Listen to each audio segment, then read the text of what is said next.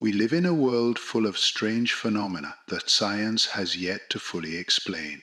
From tiny particles that exist only for a fleeting moment to masses larger than the entire universe compressed into a single point. Einstein's theory of relativity and quantum mechanics, the two pillars of modern physics, have transformed how we understand time, space, and reality.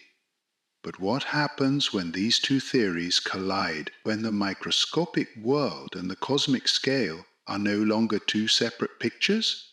When the boundaries of science become open questions and everything seems more mysterious than ever? Tonight we don't just tell a scientific story.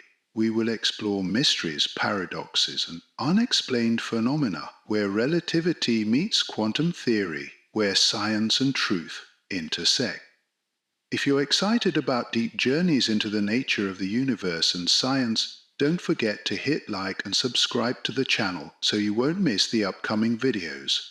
Now, let yourself drift into a space where time can stretch and the smallest particles can shake the vast universe. Let's begin. Why does this universe exist? While many people look at and hypothesize the existence of everything through the Big Bang, it remains just a hypothesis. What we can use as a foundation to speak with certainty about what built the universe actually lies right beneath our feet. The Earth exists just like every celestial body exists, just like the entire universe exists. All are bound by a force that is not even truly a force. And that is the fundamental concept, the foundation of everything, holding all structures firm and ensuring the connection between matter in the universe. Gravity. In the quest to explore the universe, what surprises many people the most is perhaps the clouds of gas and dust. They cannot imagine why so many planets, even just giant gas clouds, can be so heavy. It's just gas, after all, but when we add more gas to those spheres, increasing their mass exponentially, a miracle happens. A star is born. Why is that? Why can gas clouds be so heavy? Why do stars form from these gas masses? All are answered by a foundational concept for the entire universe: gravity. And it all began with a genius who looked at the sky and wondered why apples fall. When we think of gravity, we often recall the story, thanks to a falling apple, the genius Isaac Newton discovered the first laws of motion. Similarly, imagine standing on a train. When the train moves forward, you feel an invisible force, as if someone is pushing you backward, making you fall backward. Conversely, if the train brakes, you feel as if someone is pushing you forward. These are all movements based on the laws Newton formulated in 1686 in his book Mathematical Principles of Natural Philosophy. Newton's laws have been the backbone of nearly all physical theories we study today. However, this was not the only masterpiece this genius ever conceived. In 1666, at just 23 years old, Newton studied how matter behaves in this world, based on the work of previous geniuses like Galileo Galilei and Robert Hooke. According to Newton, gravity is the attractive force between two-point masses or particles, with a vector lying along the line connecting these 2 points. Although there has been debate over who first thought of this concept, Newton or Hooke, all scientists since then have recognized Newton's gravitational equation as precise and have acknowledged its enormous contribution to theoretical physics developed. Nevertheless, Newton, Hooke, and even earlier Galileo recognized gravity's existence and described it in their own terms, but none truly understood what gravity was or where it came from.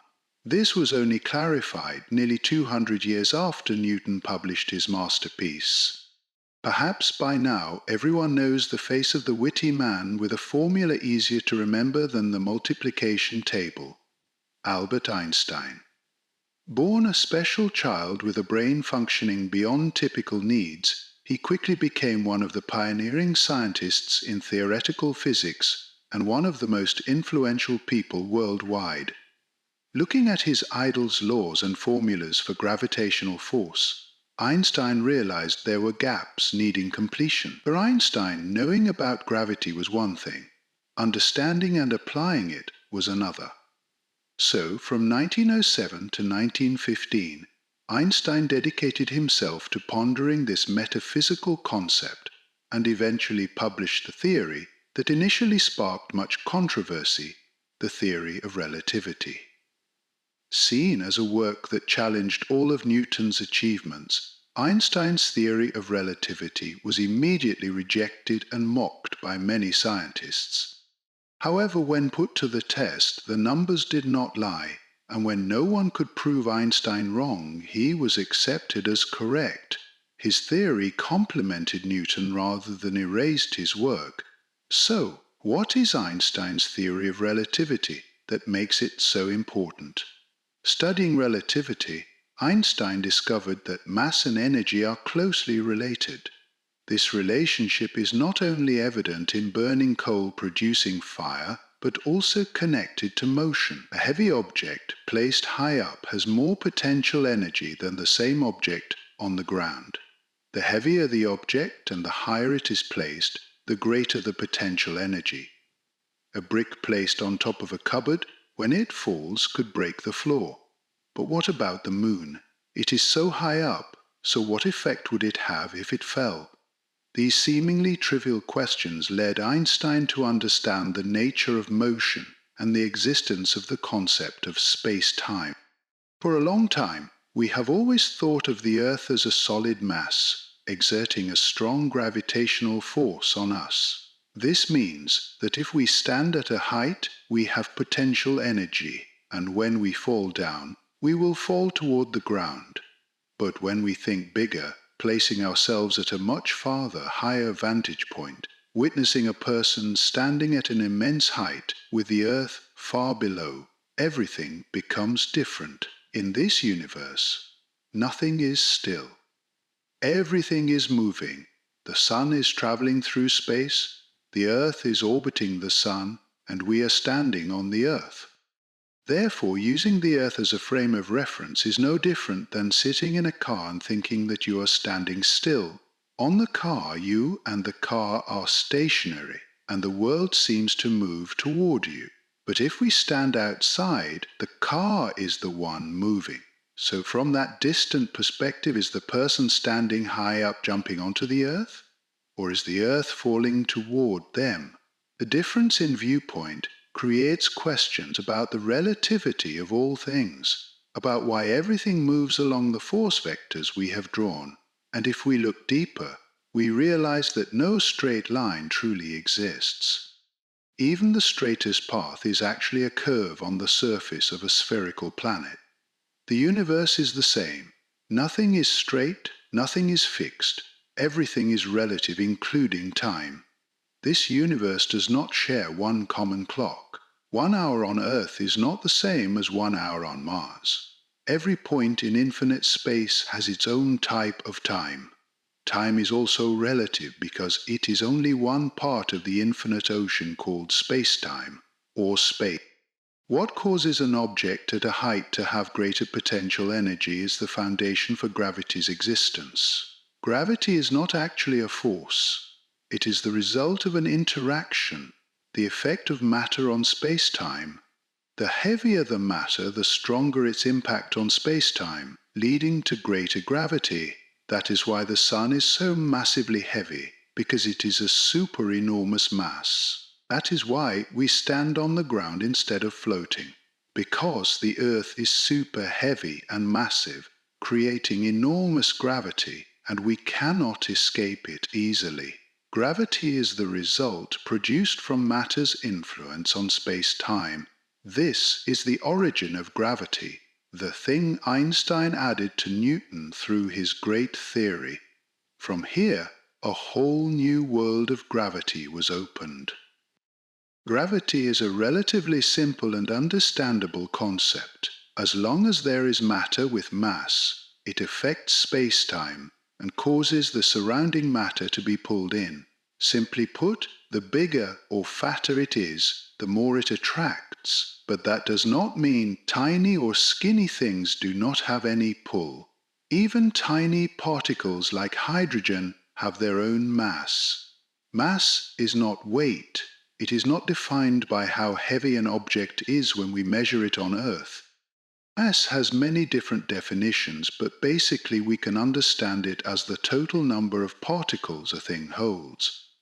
A handful of hydrogen gas is so light that we cannot feel it, but in the infinite space of the universe, a handful of hydrogen still has mass, so it still creates gravity around it, although that gravity is extremely small.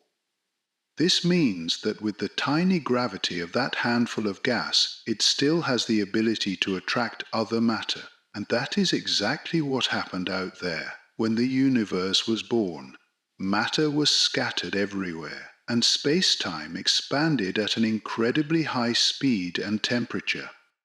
However, as everything started to cool down, space-time expanded more slowly. Matter could begin to condense under the influence of gravity. Then, over time, from 1 million years to several tens of millions of years, tiny clouds of hydrogen suddenly became enormous clouds of hydrogen gas, with masses up to hundreds of millions of tons. The bigger or fatter it is, the more it attracts. That cloud of gas, seemingly as light as a feather, was actually heavier than the Earth, continuously pulling in the surrounding material. The larger it became, the stronger it pulled. The stronger it pulled, the bigger it got, and eventually, when it had absorbed enough matter, it created such strong gravity that it forced the molecules to come close together, creating conditions for molecules to exchange electrons and form a completely new substance. This is nuclear fusion. At first, gravity was not enough to push the molecules close to each other. They were just a bunch of gas floating around. But when the mass of that cloud reached a critical level, the enormous gravity pushed the gas molecules closer. 2 hydrogen molecules were pressed together to form deuterium. 3 hydrogen molecules were pressed to form tritium. Then the process continued. Deuterium combined with tritium, and they were forced to embrace each other, sacrificing an electron to become a completely new substance, helium. The fusion of hydrogen into helium did not only create new matter, but also released energy around it. The released energy is radiation. It can be identified in various forms such as light, heat, and electromagnetic waves. Not only that, this process also created a chain reaction, causing hydrogen to continuously fuse into helium and release energy. From the core of the cloud, suddenly light appeared, and a force pushed outward to counterbalance the gravity pressing inward, making the whole gas cloud ignite. Here is where a star is born from tiny gas particles, gradually accumulating into a massive cloud and triggering a nuclear fusion reaction like a nuclear bomb, shining, radiating heat, and manipulating the space around it. However, this advantage only applies to clouds large enough. Smaller clouds that are not fat enough to create sufficient gravity will only be giant gas planets. But why is that? Why are some clouds just gas giant planets, while others become stars? The main reason lies in the initial mass of gas surrounding the cloud when it begins absorbing matter through gravity. If the initial gas around the cloud is small, it will not be able to absorb enough gas to become a star. But if the cloud has a huge amount of surrounding gas, it will have enough matter to accumulate into a nuclear reactor outside space. And where can such huge gas clouds be found? The answer will amaze many. They come from the masterpiece of creation, the dust clouds of galaxies, the nebulae. These nebulae provide enough material for a star to be born, and if those clouds are large enough, the amount of gas accumulated will be even greater. Stars also differ in shape, brightness and age because of this. Large clouds definitely create conditions to form bigger stars compared to smaller clouds. The big stars are called giants, and bigger than the Chilean stars would be. So what about our Sun? It is just an ordinary star, situated in the middle of the stellar life cycle, having formed, sustained long enough, and not yet reached its final days. So what is a star's final day? Do stars die? It sounds sad, but the truth is stars do have to retire someday, although that takes hundreds to millions of years. But why do stars die? The existence of a star depends entirely on the balance between gravity compressing the star to continue nuclear fusion and the force generated in the star's core where fusion occurs. The energy released from fusion keeps the star shining and alive while gravity presses on to maintain the fusion process.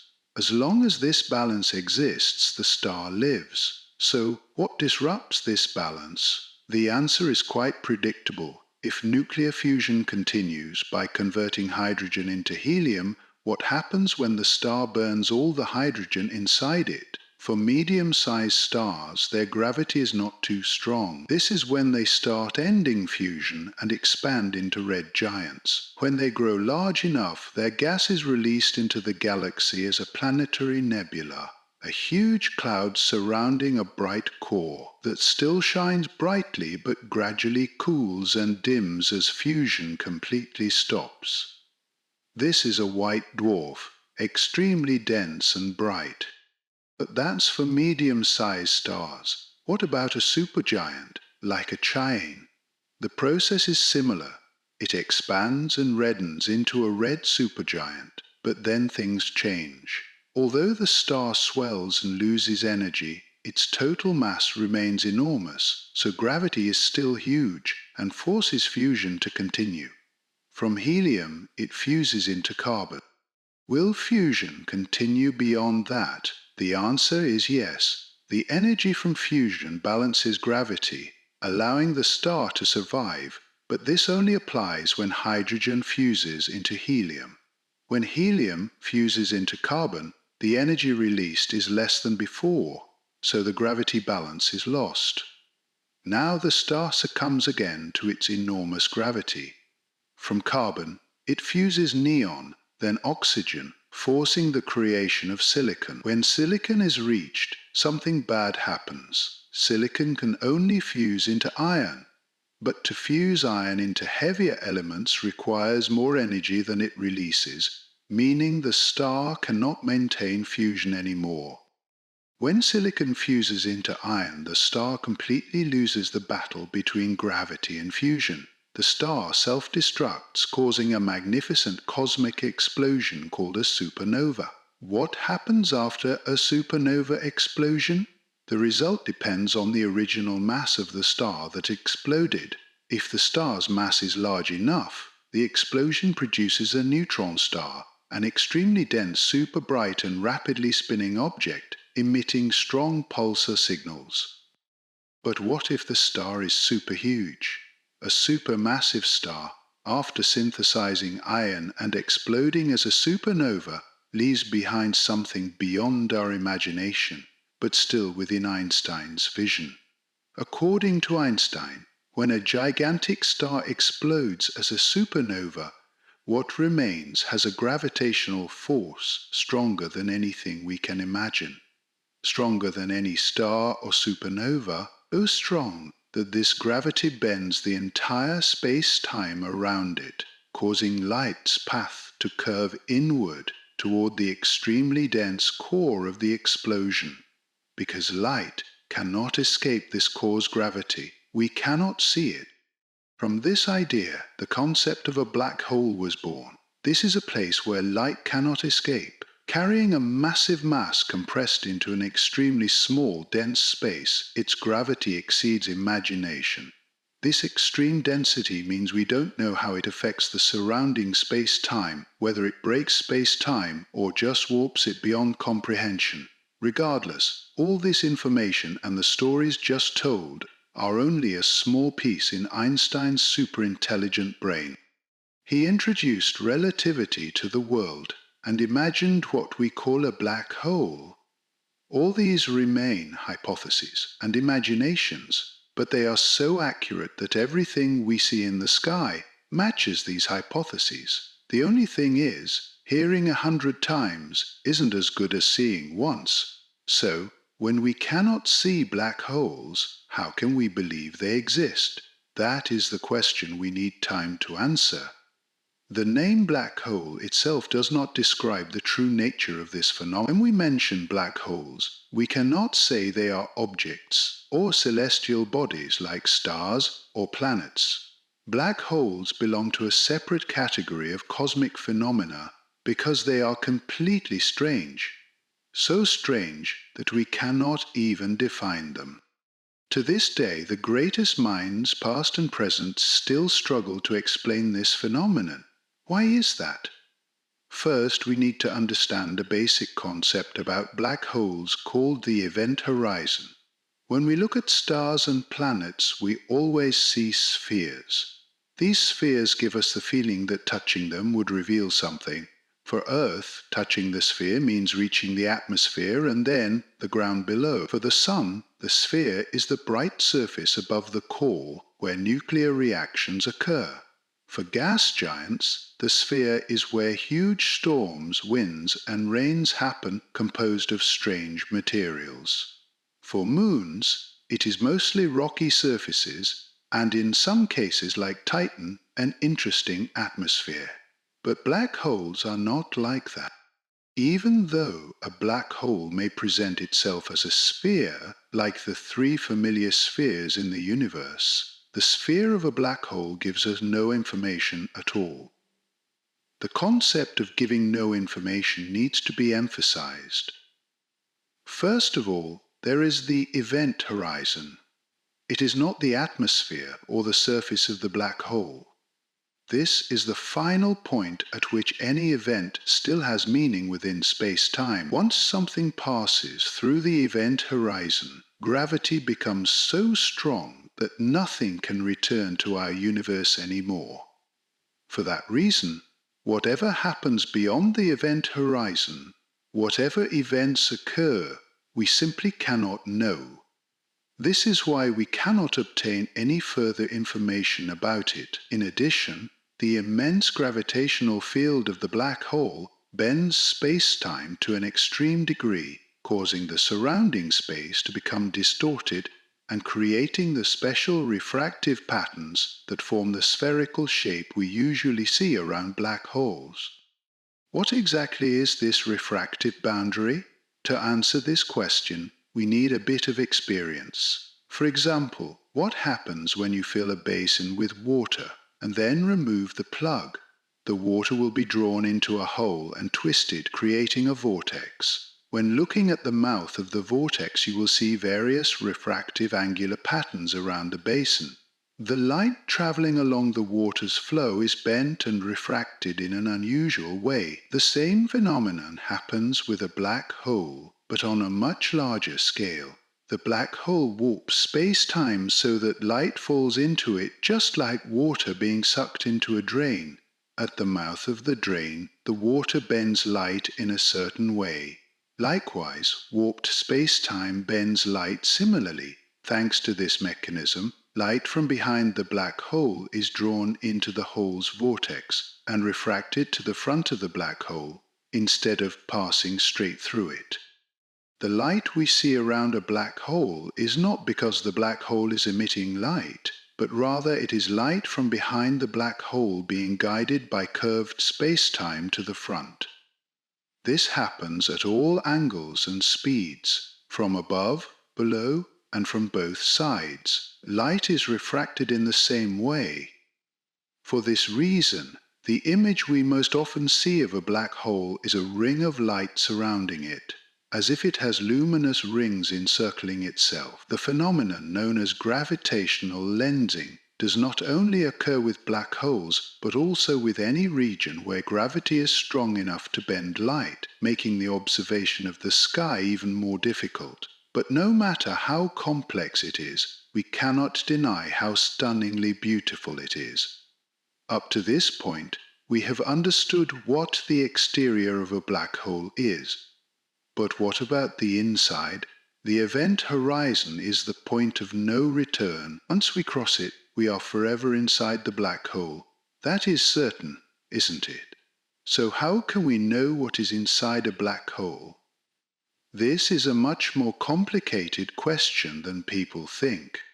If we talk about the concept of the inside of a black hole as if describing a planet or a star, we have a pretty good idea of what is inside those. But the void here is we cannot precisely describe what it actually is. Specifically, we know that behind the event horizon there is nothing. The event horizon is not a cloud that we can pass through and expect to find a surface beneath. The event horizon can be seen, but in reality it does not exist as a physical membrane that we can identify what it looks like. Basically, it is still infinite outer space. The biggest difference is that here gravity becomes extreme and unpredictable.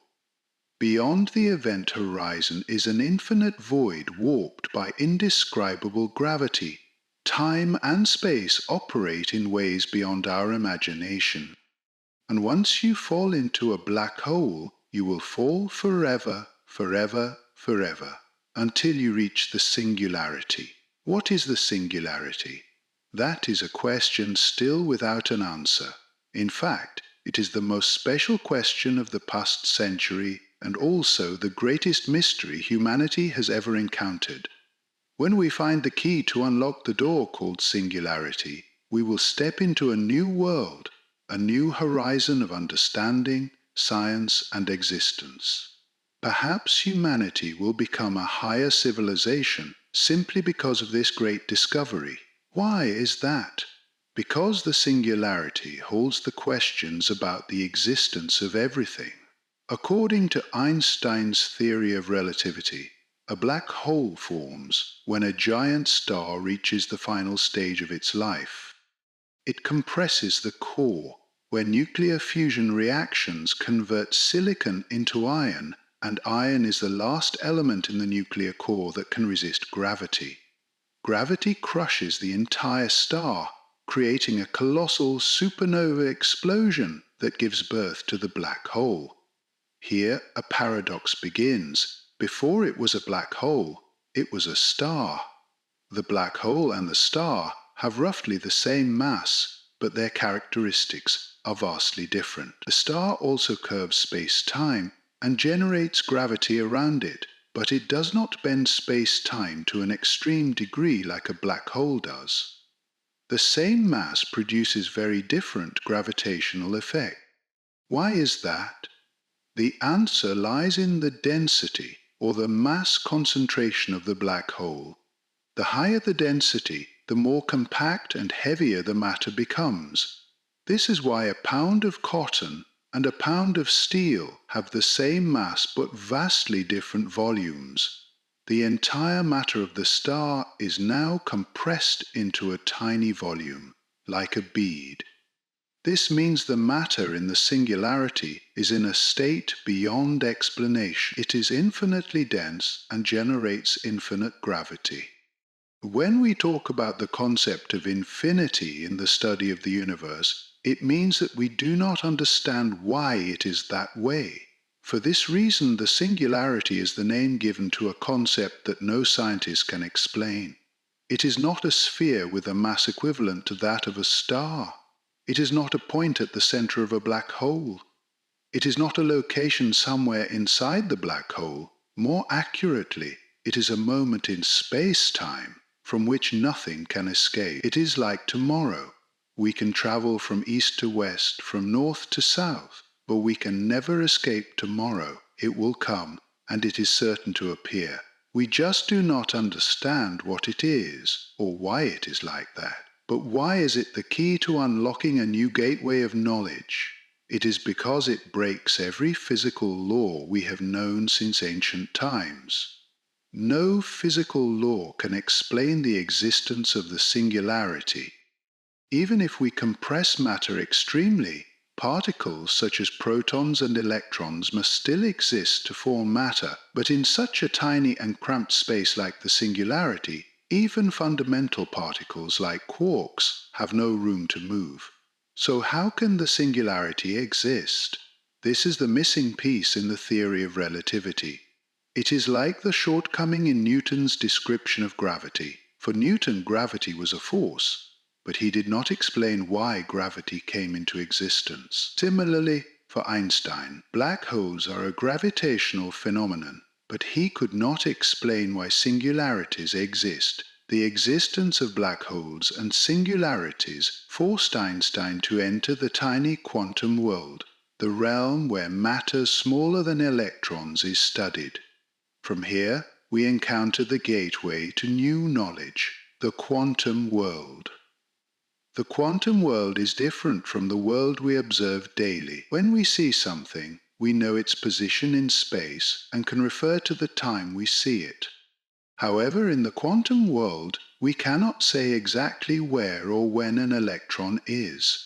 The existence of an electron around a boron nucleus is often described as a satellite orbiting the nucleus in a circular path, like planets orbiting a star.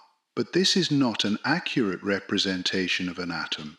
An atom consists of fundamental particles forming the nucleus, while outside the nucleus there are potential locations where an electron may be. The electron can be anywhere within these potential locations, and whenever we stop to check, we will see an electron inside that potential region. This structure of a nucleus and the electron's potential cloud accurately describes an atom. A nucleus is made up of fundamental particles, and the electron's potential cloud surrounds it. However, here scientists face a problem when using the word particle. The word particle is used to indicate matter in the form of small points, connected by the fundamental forces of the universe. But this is a flawed way of thinking in physics. There are two basic physical phenomena we experience daily that many do not pay much attention to: ocean waves and sound. What are ocean waves and sound? Both operate on the principle that there is a force that initiates and acts upon particles of matter. These particles move slightly to affect neighboring particles, creating a wave of energy. For sound, it is particles of air, such as nitrogen and oxygen, colliding to create waves. For ocean waves, it is countless water particles hitting each other. However, if we consider matter purely as particles, that would mean light does not exist. We know that light is the fastest thing in the universe. For an object with mass to move at the speed of light, it would require infinite energy, which is impossible. So, for light to travel at that speed, it must have no mass. This sounds strange, but Einstein's equation shows that energy and matter are fundamentally the same. E equals mc squared. Therefore, light does not need mass, having energy is sufficient. So how does light without mass travel at the maximum speed in the universe? If it were a particle, it would need mass, so how can it move if it is not a particle? From this, quantum researchers realized an important fact. Light, and many things once called particles, are not really particles, but are products generated from quantum fields. The perfected quantum field theory shows that many layers of different quantum fields coexist throughout space-time. They allow forces to act on each other and convert energy into different forms of particles. Thanks to this, light can exist as an energy wave without needing particles, allowing it to travel through the vast expanses of the universe where matter is separated by thousands of miles. Thanks to the discovery of quantum fields, scientists can identify the fundamental particles of all things, analyzing them as the underlying layer of matter. Matter can exist everywhere, in countless places as energy. It can transform from energy into matter depending on environmental effects. That is why the electron can be anywhere around the nucleus, because it is not really there. It is energy surrounding the nucleus and can appear when the environment interacts with it. Exploring this foundation not only expands our thinking about matter, but also gives us the opportunity to explore the world of substances in a quantum superposition state, where they both exist and do not exist simultaneously, and are only truly defined when tested. The most famous example of this state is Schrödinger's cat, devised by physicist Erwin Schrödinger to explain this phenomenon. So what? How does this theory relate to black holes? Humanity has spent decades researching the quantum world, identifying the fundamental particles that create the basic forces and the fundamental matter of the universe. Quantum research has been so successful that for the first time we have a hard science that has matured in such a short time. In the quantum world, we almost fully understand the principles and laws governing fundamental particles, how they behave, and what they will do at any moment and place. All of this is encompassed in the uncertainty principle of the great genius Werner Heisenberg. However, despite the success of quantum science, we realize there is still a gap. According to Einstein's theory, matter and energy are one, and matter affects space-time by bending it to create gravity. So do fundamental particles have gravity? The answer must be yes, because they are energy and must influence space-time. But in reality we have no way to know the answer. Because of the tiny scale of fundamental particles, we cannot calculate space-time curvature according to Einstein's equation. Essentially, in the quantum world, relativity becomes meaningless. And where do we find this point of meaninglessness? The singularity of a black hole. The singularity of a black hole is where Einstein's relativity breaks down, not because Einstein was wrong, but because that place belongs to quantum physics. In the quantum world, Einstein's physics becomes meaningless. For that reason, scientists, including Einstein himself, dove into the quantum world to find the connection between relativity and quantum physics. This is called quantum gravity. According to Einstein's relativity, a black hole forms when a massive star reaches the end of its life. It compresses the core, stopping nuclear fusion from silicon to iron, and iron is the final stage of matter. The core succumbs to gravity, which crushes the entire star and creates a massive explosion, a supernova, that gives birth to the black hole. Here begins a paradox. Before becoming a black hole, it was a star. The black hole and the star have roughly the same mass, but their properties are vastly different. A star also bends space-time and creates gravity around it, but it does not bend it to an extreme degree like a black hole. The same mass produces different gravitational effects. Why is that? The answer lies in the density, or mass density, of the black hole. The higher the density, the more compact and heavy the matter. That is why a kilogram of cotton and a kilogram of steel have the same mass but vastly different volumes. The entire star's matter is now compressed into a tiny volume, like a marble. This means the matter at the singularity is in a state that cannot be explained. It is infinitely dense and generates infinitely strong gravity. When we mention the concept of infinite in cosmology, it means we do not understand why it is that way. For this reason, the singularity is named because no scientist can explain it. It is not a marble-sized object with the weight of a star. It is not a specific point at the black hole's center. It is not a location inside the black hole. More accurately, it is a moment in space-time from which nothing can escape. It is like tomorrow. We can travel from east to west, north to south, but we cannot escape tomorrow. It will come inevitably. We just do not understand what it is or why it is that way. But why is it the key to a new gateway of knowledge? because it breaks all the physical laws we have known so far. No physical law can explain the existence of the singularity. No matter how much pressure we apply, particles such as protons and electrons must exist to form matter. But in the tiny confined space of the singularity, even fundamental particles like quarks have no room to move. So how can the singularity exist?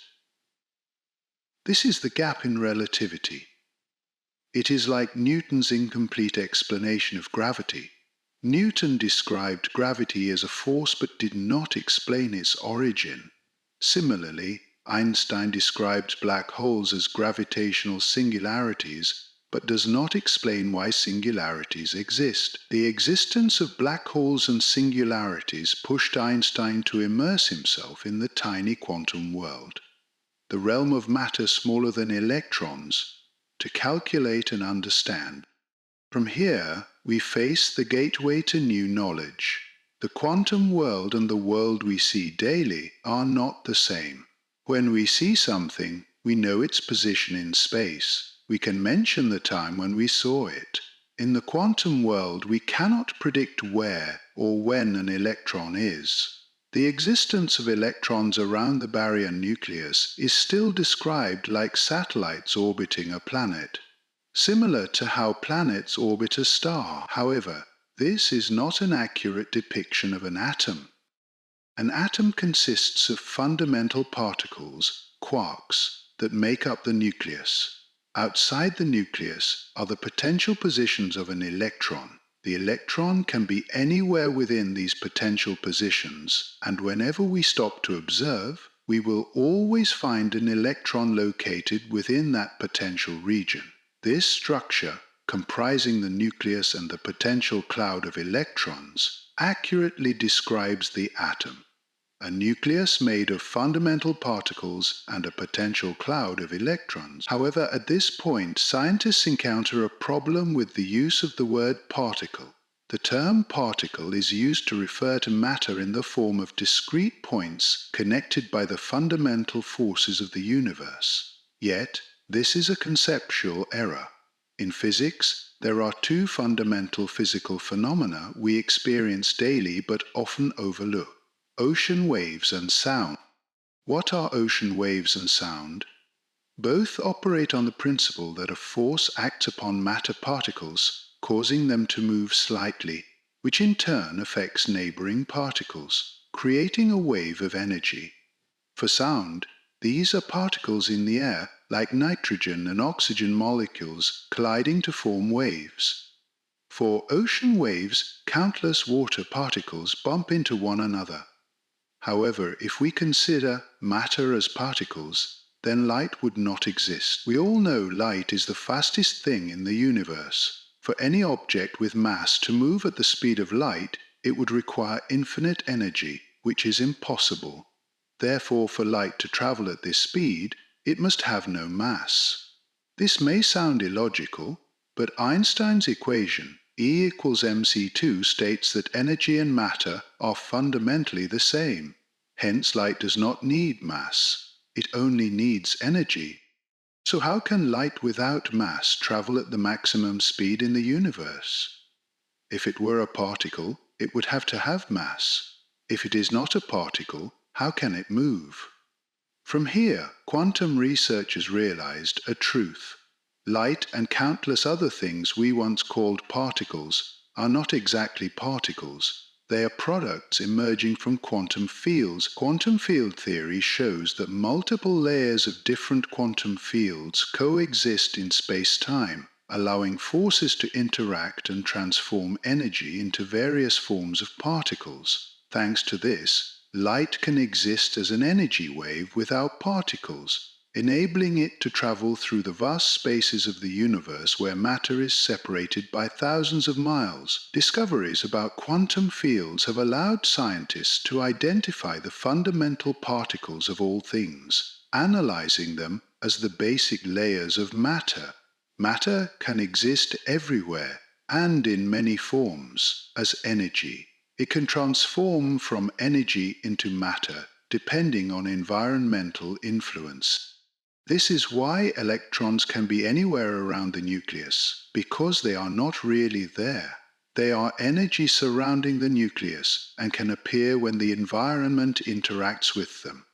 This foundational discovery not only broadens our understanding of matter, but also opens opportunities to explore the world of quantum superpositions, where things both exist and do not exist simultaneously, and only become definite when measured. The most famous example of this is Schrödinger's cat, created by physicist Erwin Schrödinger to explain this state.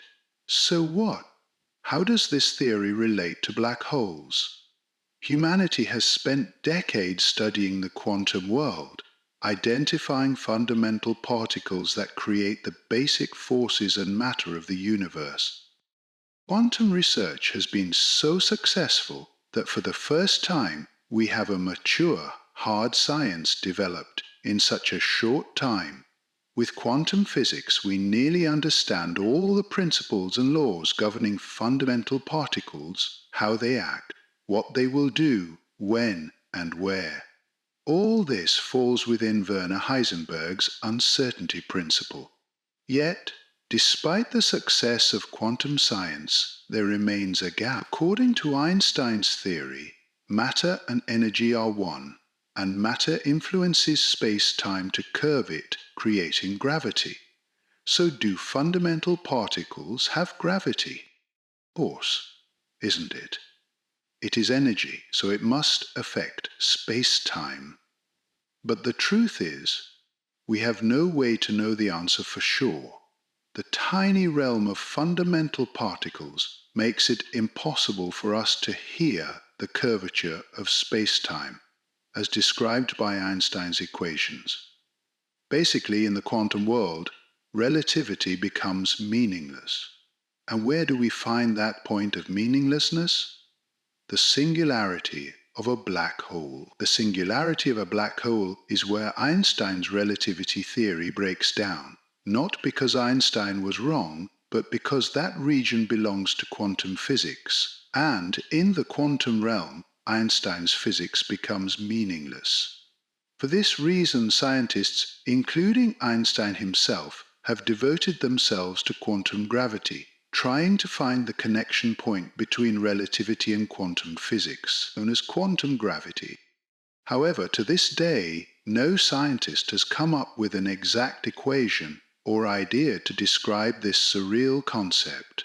There are only two closest theories about quantum gravity currently under study and scrutiny: loop quantum gravity and string theory. Both have very convincing arguments, but are riddled with gaps.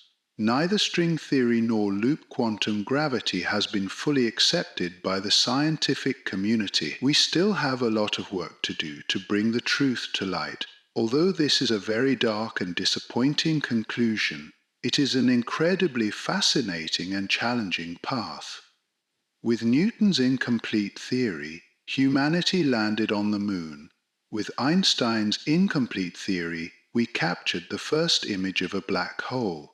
If it is the comprehensive theory of existence, combining relativity and quantum mechanics, why can't we understand it? But we are certain it will be a huge leap for mankind. Matter in the universe affects space-time, bending it and creating gravity.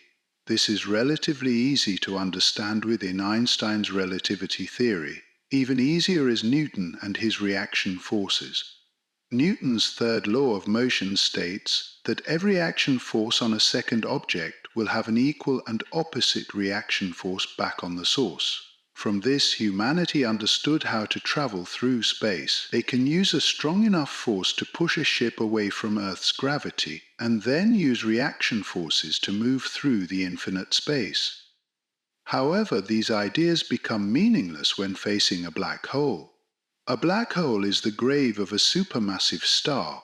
Its gravitational pull is correspondingly enormous. The gravity around a black hole acts like an eternal abyss that can pull everything in without escape. This is when the phrase "even light is swallowed" begins to make sense. The event horizon is where a black hole sells a one-way ticket to any object wanting to approach it. Once crossing the event horizon, matter receives a one-way ticket straight into the black hole along its predetermined trajectory. Why is that? The event horizon can be understood as the edge of a waterfall. Before reaching the edge, boats can still paddle upstream and escape the free fall, though this requires immense effort, but it is still possible. Once past the waterfall's edge, one will free fall and cannot turn back no matter how hard they paddle. If we replace the water flow with space-time, the black hole is no different from a waterfall. Once past the event horizon, you free fall into the black hole and cannot return. At this point, one might consider creating a reaction force to fly out of the black hole, but this is meaningless. The black hole's gravity warps space-time, unlike a waterfall's flowing water. Water moves through space, but space cannot move within itself. This distortion of space-time also distorts us, because we are part of space-time. This phenomenon is called spaghettification. Our bodies would be stretched vertically and compressed horizontally, becoming long and thin like spaghetti strands. The stretching is so strong that nothing can resist it. Moreover, it pulls our bodies toward a smaller central point and changes our volume over time. In such a state, producing reaction force would only push more force into the black hole, not enough to push us out. In other words, we are pumping energy into the black hole, making it heavier, pulling stronger, and we will sink into it faster. Sinking deeper when trying to escape a black hole sounds like describing quicksand. But that is the nature of gravity, one of the most fundamental factors shaping relativity. Therefore, once understanding how black holes form and their basic properties, scientists immediately grasp why they are one-way ticket docks. But this is not the only strange thing happening inside black holes. One of the most noticeable features of black holes is the glowing accretion disk around them, the gravity. Matter trapped around large celestial bodies like planets is understandable. However, with black holes, everything is much more extreme. When matter approaches a black hole's gravitational field, it is pulled in like any celestial object. But the black hole's extreme gravity creates an environment completely different from what we see elsewhere in the universe. A rotating black hole causes matter to be dragged along its spin plane, like asteroid belts around large planets. However, after falling in, matter drawn into the black hole does not move evenly like asteroid belts, but is distorted and compressed toward the black hole's center, causing intense collisions and friction. They heat up and begin to glow, becoming colossal luminous debris in space. This ring looks magnificent and can be considered a masterpiece of creation, yet it is a hellish place. It contains matter heated to extreme temperatures and compressed toward the black hole's core.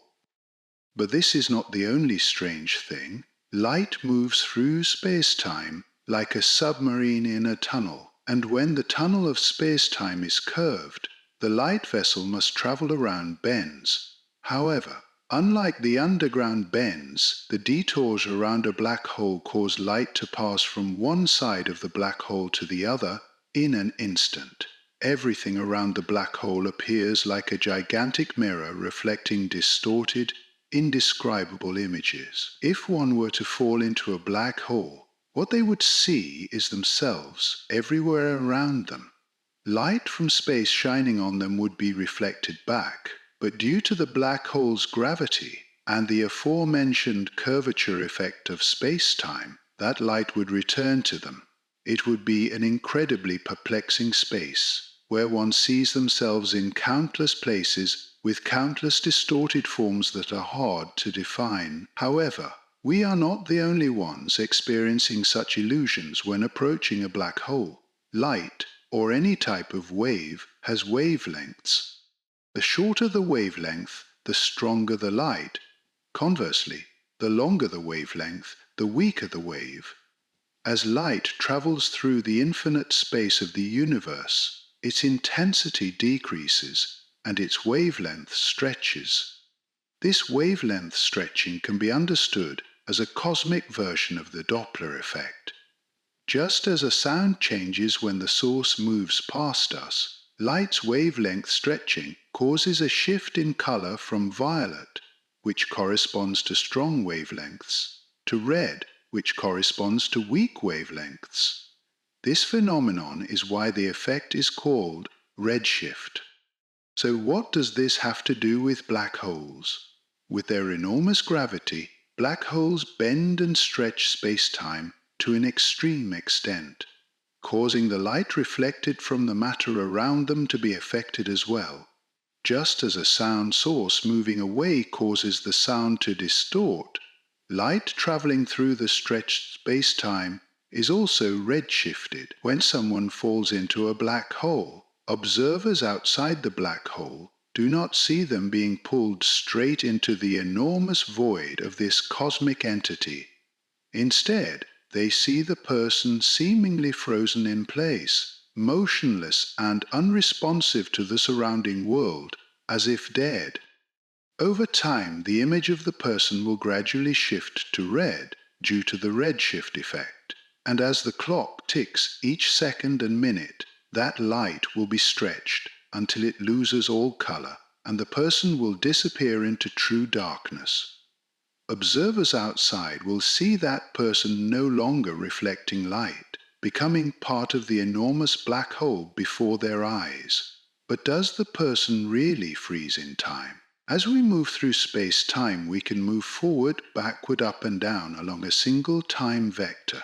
This means we can freely move through space and understand that cause must precede effect. However, near a black hole, where space-time is bent to an extreme degree, things become somewhat different. The difference lies in our uncertainty about what happens if time itself stops functioning normally. In other words, if causality is preserved, we would experience spaghettification, being painfully stretched out over time during the process. Since time flows forward, we would feel our bodies gradually disintegrate, and this would indeed be a form of hell. But what if time does not behave normally? If time is bent to the point that it reverses, everything would become unpredictable. Perhaps events would occur in reverse order, the effect happening before the cause, water in a glass disappearing as we pour it in, or a bullet returning to the gun after being fired. If this were true, we might witness a person falling into a black hole being reborn backward because of the reversed nature of space-time. So what if time freezes? Would the process of spaghettification stop, or would time stretch indefinitely? How would we know whether time is passing when it is endlessly stretched? If the distance between the foot and brain stretched infinitely, how could signals travel from the foot to the brain? We might freeze because time is infinitely stretched. We might die instantly from spaghettification. We might see the future. We might not perceive anything and immediately become part of the black hole.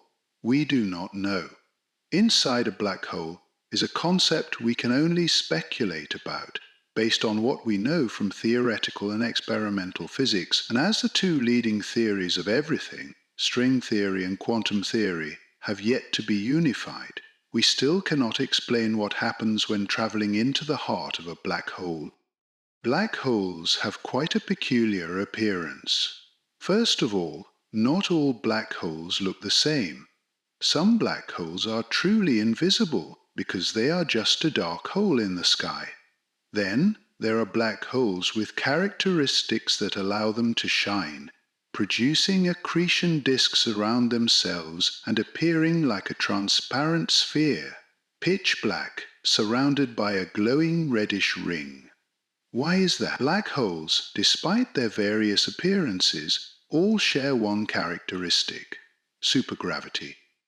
This supergravity is expressed by the fact that everyone has probably heard at least 100 times, that it is strong enough to pull in light itself. However, it is the consequence of pulling in light that makes everything different. Some black holes have no nearby sources of light, like stars. These small black holes drift in space and are very difficult to detect.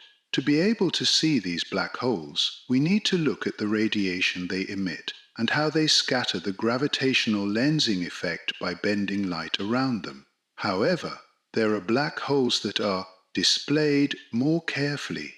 They lie near stars, and over time they pull light rays from these stars toward themselves, creating an image of a round black mass amidst giant, bright halos. And of course, there are black holes strong enough to tear apart the stars they attract, ejecting deadly radiation jets and turning the stars into a bright glowing shell around themselves. This is the image of the black holes we often see in movies. Bright and deadly, the existence of the accretion disk is proof that the black hole is in the process of devouring and destroying nearby stars. Surrounding matter, including stars, is pulled by the black hole's gravity and forced to orbit it at incredible speeds. At such speeds, matter rubs against itself and lights up. On top of that, this vortex of matter is also expelled from the two poles of the black hole, creating deadly beams of light called quasars. Thanks to these properties, scientists have ways to search for black holes. Instead of looking into the dark vastness of space and hoping to spot a black void, they look for quasars, or accretion disks, to identify black holes. And in 1971, the first black hole was discovered in the Cygnus constellation, turning the black hole concept from a hypothesis into reality. So, is that enough?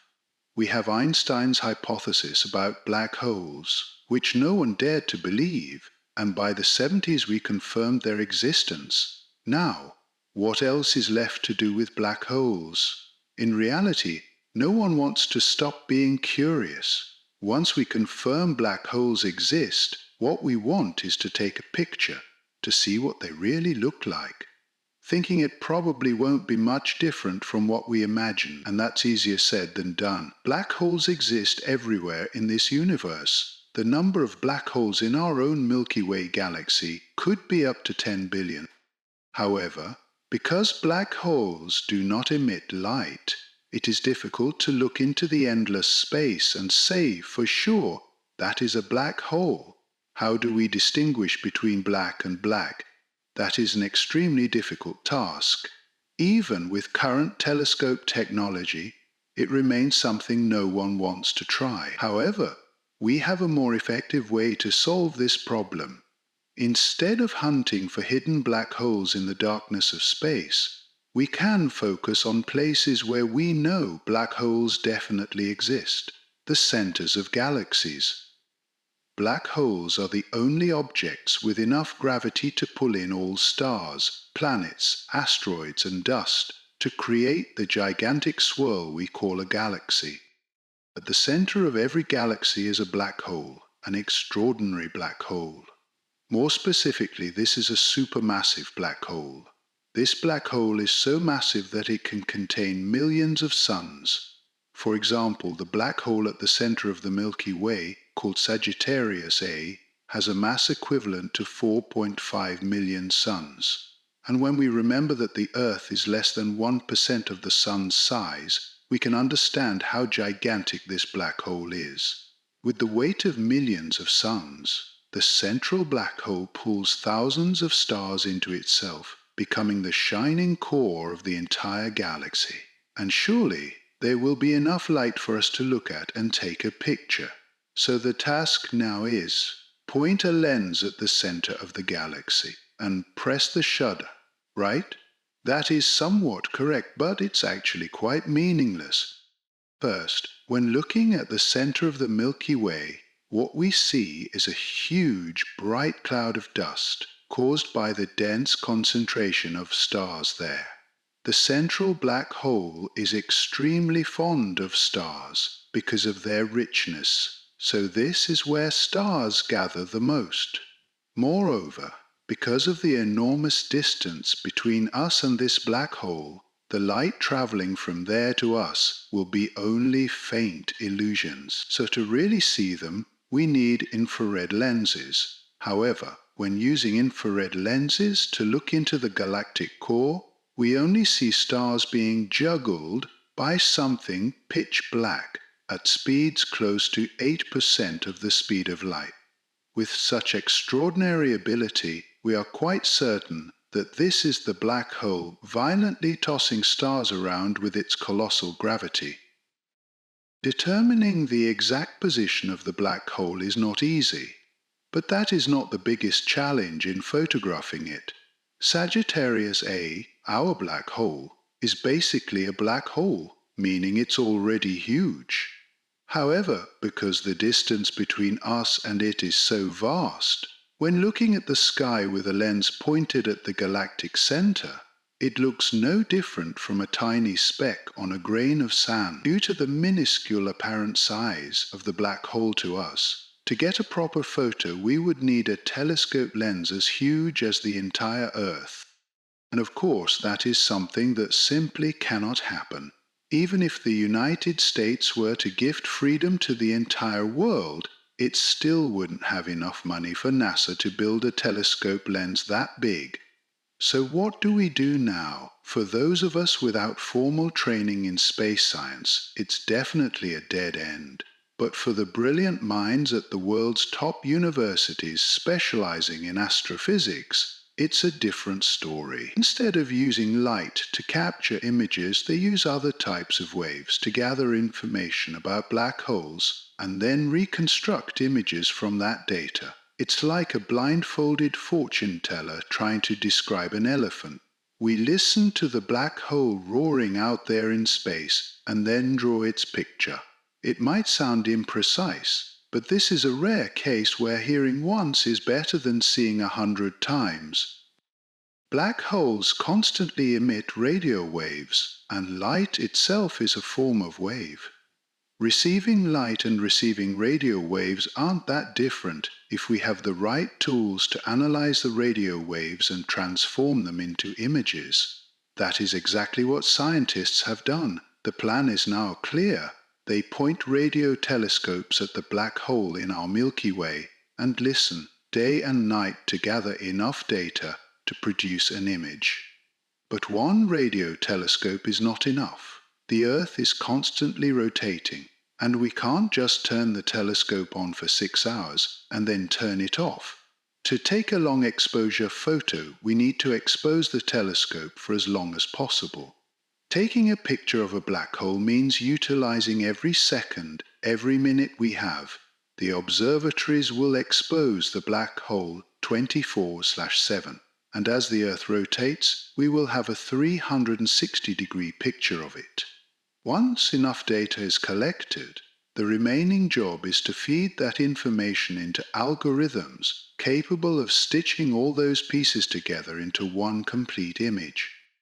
Therefore, scientists worldwide collaborated to create a project called the Event Horizon Telescope, using all the radio observatories on Earth to point at the black hole and listen to it.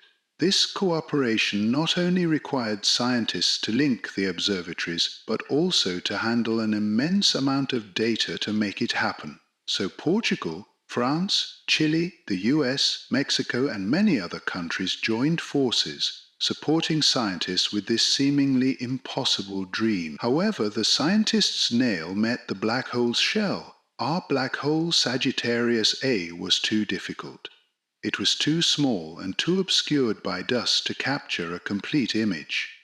During the process of trying to improve the image of Sagittarius A, scientists realized they could simply photograph a different black hole. A black hole is a black hole, why not capture one that is bigger and easier to see?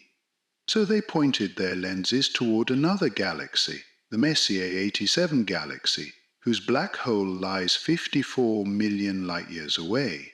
M87 is much farther than Sagittarius A, but its black hole's mass is equivalent to 2.4 trillion suns.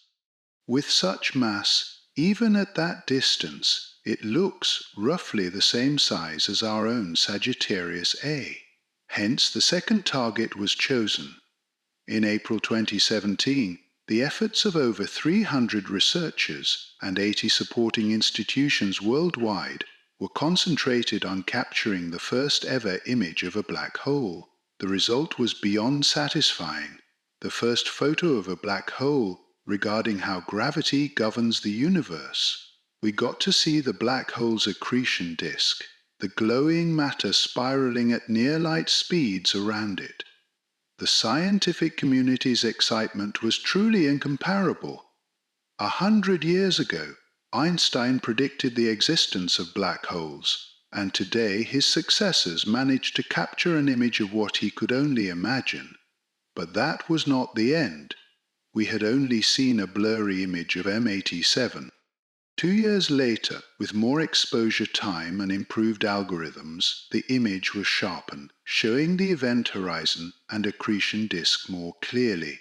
Meanwhile, throughout this entire period, our own black hole was still being observed and processed. The first blurry image of Sagittarius A was released, marking a significant step forward in exploring our giant home.